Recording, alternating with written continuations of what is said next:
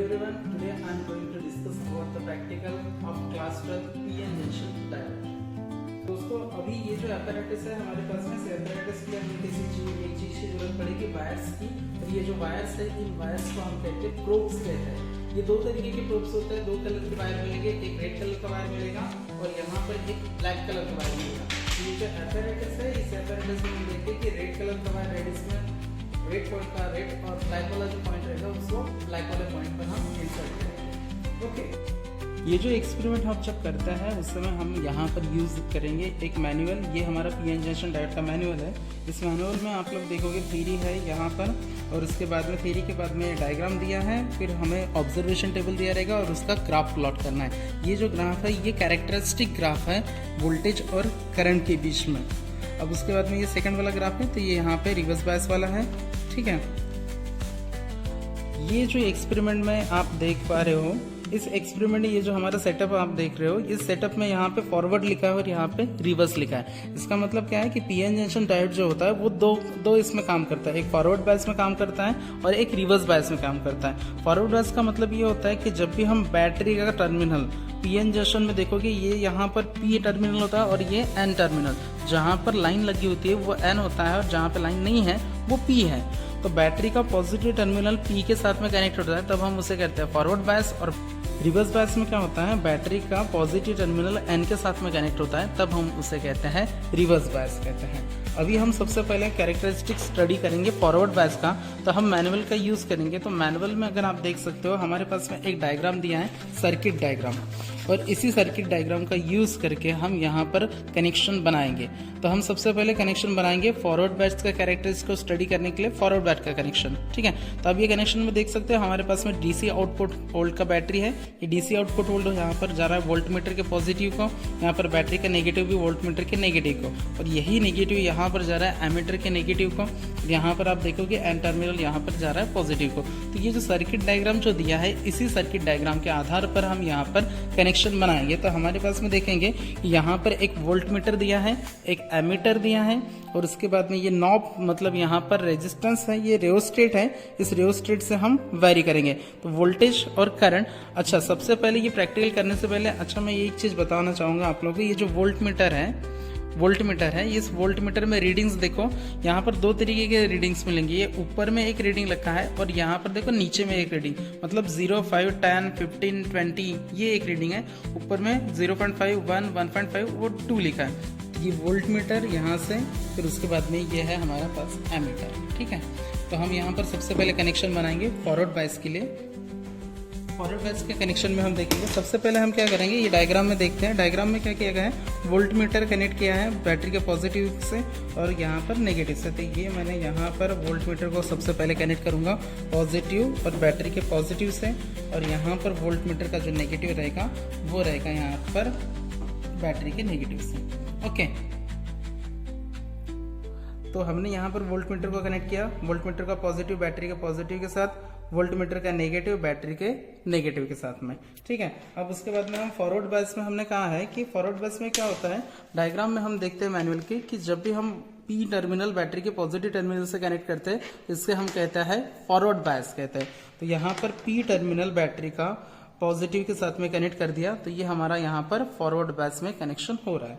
ठीक है, अब उसके बाद में यहाँ पर हमने देखा है कि ये जो मिली एमीटर है, मिली एमीटर मतलब यहाँ पर जिससे हम करंट मेजर करेंगे माइक्रो एम्पियर मिली एम्पियर में, तो यहाँ पर इसका जो नेगेटिव है, ये नेगेटिव जा रहा है यहाँ पर बैटरी के नेगेटिव को, फिर उसके बाद में ही यहाँ पर हम इसका जो पॉजिटिव टर्मिनल जाएगा वो एन के तरफ में जाएगा। ठीक है, तो इस तरीके से हमने यहाँ पर ये फॉरवर्ड बायस में कनेक्ट किया। कनेक्ट करने के बाद में हम apparatus को ऑन कर देते हैं। ऑन करेंगे हम यहाँ पर 3 वोल्ट डीसी सप्लाई पे रखेंगे, ये 10 मिली एम्पियर में, और यहाँ पर 3 वोल्ट डीसी सप्लाई में। ठीक है, तो आप देख सकते हो इनिशियली यहाँ पर जो वैल्यूज दिखेंगे, ये वैल्यूज यहाँ पर 0 में, यहाँ पर भी वैल्यूज 0 में। अभी हमें क्या करना है, इसका रीडिंग्स लेना है। रीडिंग्स लेने के लिए हम मैनुअल का यूज करेंगे। मैनुअल में आपको यहाँ पर इस तरीके से आपको एक टेबल ड्रॉ करना है, serial number 1, 2, 3, 4, forward bias voltage और यहाँ पर फॉरवर्ड करंट। तो जो वोल्टेज हम यहाँ पर मेजर करें ये हमारा फॉरवर्ड वोल्टेज है, और जो करंट यहाँ पर हम मेजर करेंगे वो रहेगा हमारा फॉरवर्ड करंट रहेगा, ठीक है, रीडिंग को मेजर करना है। देन उसके बाद में वैसे ही यहाँ पर हम देखेंगे एमीटर में भी ऊपर का ही रीडिंग लेना है, 2, 4, 6, 8 और यहाँ पर ये 10, क्योंकि देखो हमने यहाँ पर 10 मिली एम्पियर सेट करके रखा है, ये 3 वोल्ट डीसी सप्लाई और यहाँ पर 3 वोल्ट डीसी सप्लाई, ठीक है।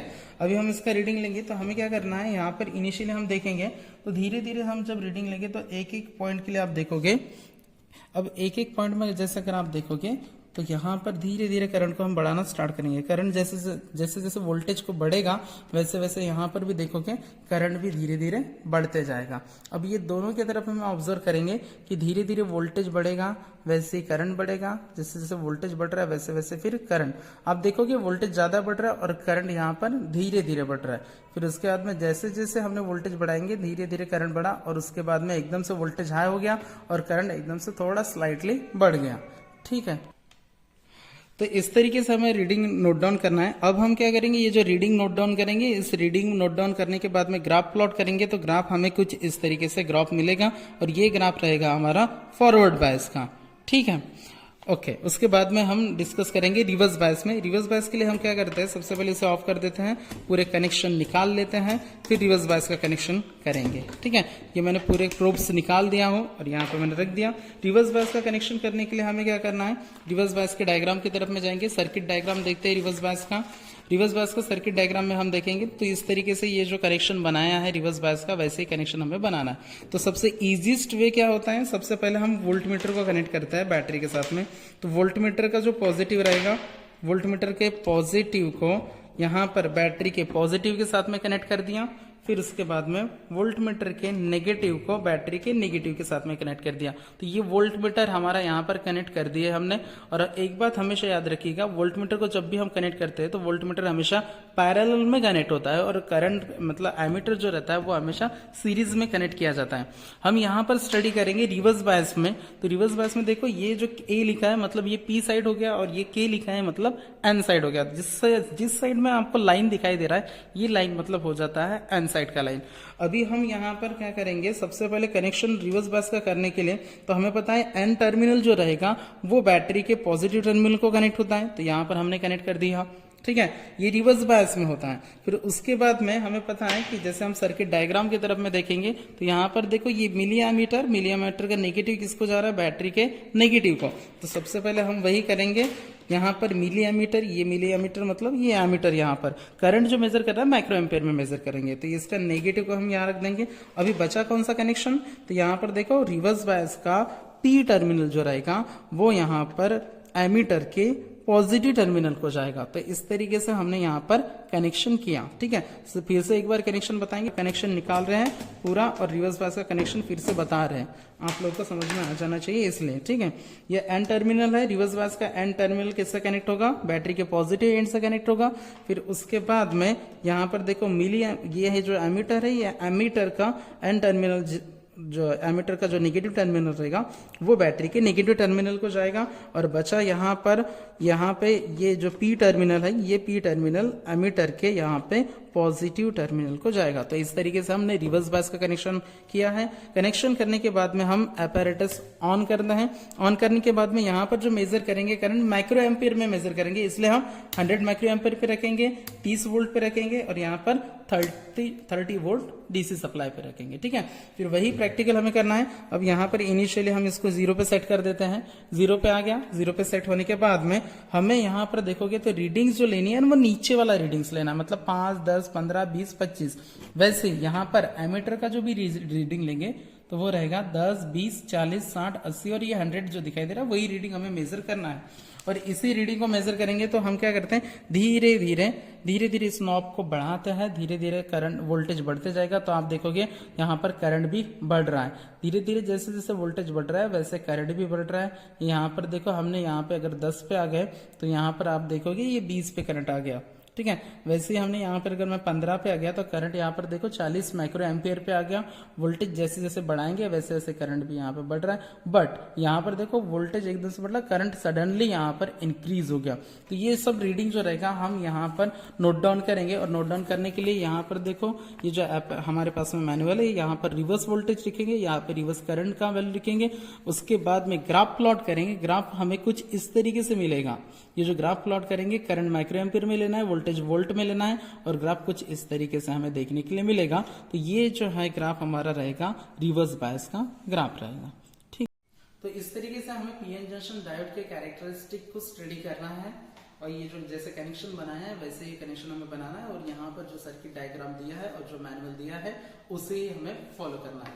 ठीक है, तो यहीं पे हमारे क्लास 12 का ये एक पीएन जंक्शन डायोड एक्सपेरिमेंट समाप्त होता है। Thank you very much.